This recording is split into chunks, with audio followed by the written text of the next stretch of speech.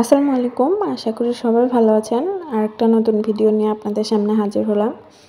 আজকে আমি গরুর তেল দিয়ে, গরুর চর্বি যেটা, ওইটা দিয়ে বুট কলাইয়ের ডাল রান্না করব। এরকম খেতে আমার অনেক ভালো লাগে। ডালটা বেশ মজে।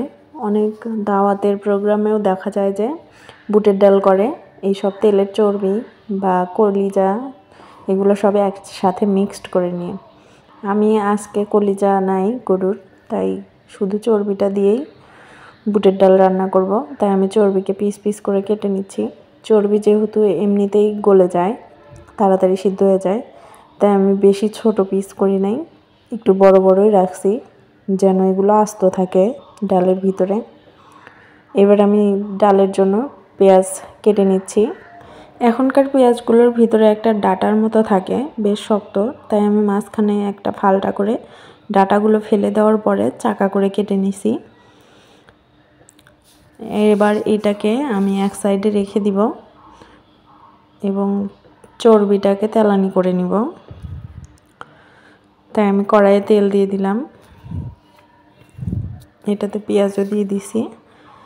এটাকে একটু নাড়াচাড়া দিয়ে লাল হয়ে যাওয়া পর্যন্ত অপেক্ষা করে এর ভিতরে আমি আদা বাটা, রসুন বাটা, জিরা বাটা দিয়ে মিক্সড করে নিচ্ছি। এখানে আমি আরও অ্যাড করে দিয়েছি হলুদের গুঁড়া, মরিচের গুঁড়া, স্বাদ মতো লবণ। এটাতে আমি কিছু মশলা দিচ্ছি, তেজপাতা, দারচিনি আর এলাচ। এরপরে আমি চর্বিগুলো দিয়ে দিলাম। এটাকে ভালোভাবে একটু কষিয়ে নেব।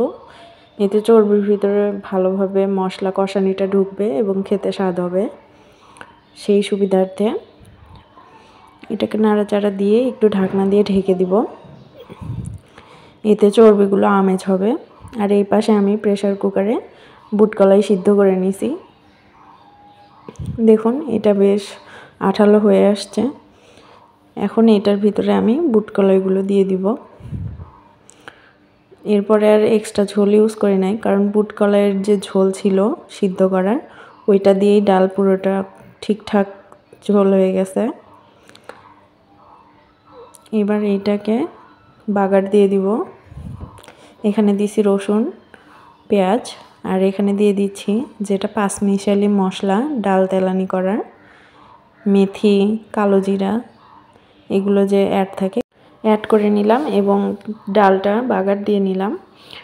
এখন আমি এটাকে কিছুক্ষণ আরও একটু জাল করে নিব, কারণ ঝোলটা আমি আর একটু আঠালো চাচ্ছি, বেশি পাতলা করব না। বুটের ডাল একটু ঘনই করব, তাহলে খেতে ভালো লাগবে। আপনারা কে কে এরকম খান অবশ্যই আমাকে কমেন্টে জানাবেন। ধন্যবাদ সবাইকে।